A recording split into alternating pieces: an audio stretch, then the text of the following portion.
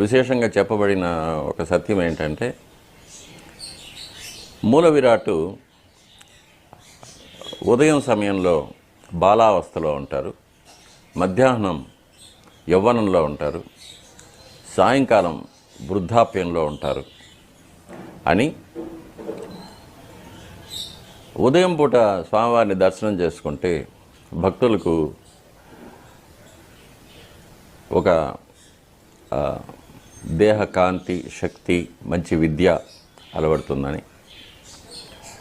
మధ్యాహ్నం పూట దర్శనం చేసుకుంటే యవ్వనంలో కావలసిన పుష్టి, ఒక వర్చస్సు, మంచి నడవడిక కలుగుతుందని, రాత్రిపూట దర్శనం చేసుకుంటే భక్తులకు ఒక వైరాగ్యం, ఆధ్యాత్మిక చింతన, సద్బుద్ధి,